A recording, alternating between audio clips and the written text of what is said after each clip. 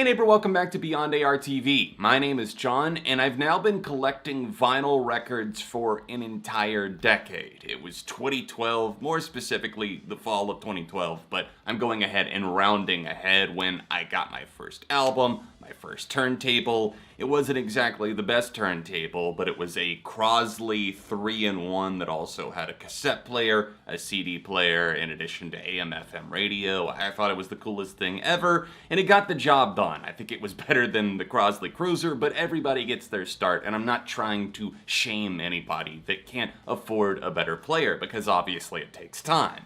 And in addition to talking about, I guess, some of my personal journey with vinyl over the past decade, I wanted to talk about the insanely high prices that are coming with buying a record, with starting a collection. There's so much that goes into it, and in this economy, who the hell can afford it? Some of you have probably heard me tell the story of what happened to my first ever vinyl record. It was actually a gold copy of A Fever You Can't Sweat Out by Panic at the Disco. It was a Hot Topic exclusive, and a friend that's no longer a friend dropped it a few years after I got it in the middle of a move, and it cracked on a sidewalk, and I will never forget. However, my second record is one that still lives on in my collection. It was from my mom. She got me a black pressing of American Idiot by Green Day, and I still have it to this day, even though I also have a colored pressing now. Reflecting back on my collecting journey, I really had no idea what I was in store for, because up to that point, I was always the kid that was like going from one thing to the next. Like one week I was collecting PlayStation games, the next I was starting my CD collection, then it was N64 games, and I was all over the map. I was constantly going to one of my local game shops that also did music, and I was trading stuff in, and then I would totally swap consoles that I had, and then I would move back over to music. I was just a thunderstorm waiting to happen. I never really expected that vinyl record collecting would be something that would take such a big part of my life in a positive way. It's something that I've had so much fun doing, both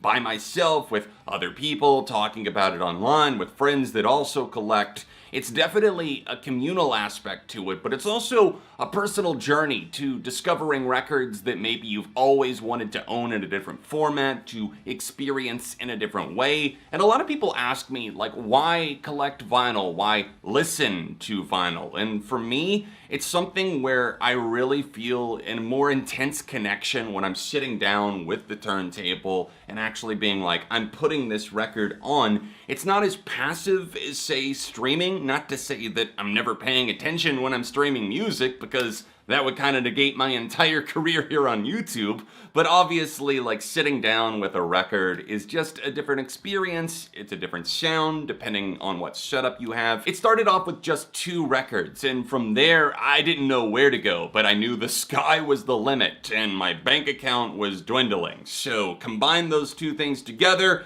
and we cannot be stopped. In fact, by 2014, my collection had grown to more than 50 records, including some of the 7-inch singles. My first ever record store day participation was in 2014. I picked up records like Green Day's Demolicious. It was a very exciting experience for me to get my hands on some of these exclusives, along with picking up albums that I just knew and loved. And it was around that time when I decided I'm only going to buy albums that I really like or else love on vinyl, because otherwise, what's the point? You already know what happened next if you've watched any of my vinyl collection videos. Things exploded, bloomed, however you want to put it. My collection has just ballooned all the way to 400 plus LPs. And I don't have really that many 7-inch singles just because I know myself, and I don't go out of my way to listen to those a ton because I'm lazy and that takes a lot of work just to listen to 1 or 2 songs. I feel like vinyl collecting is something that can be looked at as this very daunting thing, and I would just really say to you, please have fun with it. It doesn't have to be this competition. It doesn't have to be about who had the best pressing, who had this color, and how much you paid for it. It's not important. The important thing is that you're having fun, that you're enjoying yourself, that you're getting to listen to a new format. Pay attention to where you're getting your records from. Obviously, sometimes it's impossible to find them in the record store, but I encourage you to support your local shop as much as possible. And if you don't have one, then there's plenty of options for buying online. I actually feel kind of bad for anybody who's just now getting into collecting and they're finding the price tag to be almost impossible to conquer, like climbing up Everest trying to find all of these albums and vinyl that I really want. The reason for that is that the price tag, even in stores, online, it doesn't matter if you're buying used or new,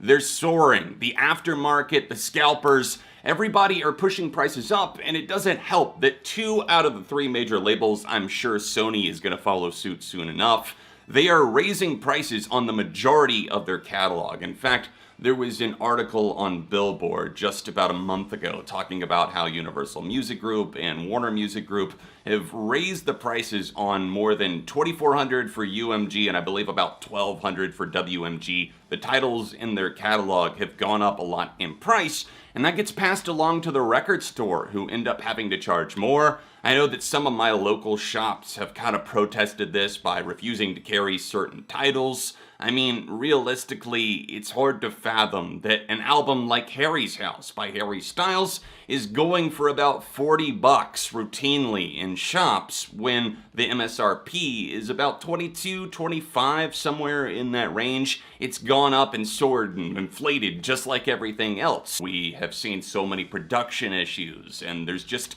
the supply chain breakdown. There's not enough people actually pressing vinyl in vinyl plants, and while places like Vinyl Me Please are planning to open up places, and Third Man Records, Jack White, they're doing their best. I've also seen Jack White's plea to places like UMG to actually open up their own shop, to actually start a plant and start pressing vinyl, because this could cut down on the wait times and on the price and everything like that, but they don't seem to want to do that. What's inevitably going to happen is that albums are going to get more and more backed up and delayed because no one is fixing the core issue, and the frustrations are getting passed down to the consumer. It's not fair. If you want to go out and buy the new Beach Bunny album, well, you better have $30 instead of $20 2 years ago, and it just seems insane to think about because, like, a lot of these albums, they might be like 30 minutes long, and you really want to have it in your collection if you love it, but you can't justify necessarily paying that much. It's not about not wanting to support the artist, and of course, I'm going to continue to do that because I feel like I'm in a fortunate spot where I already have the majority of the albums that I really wanted on vinyl,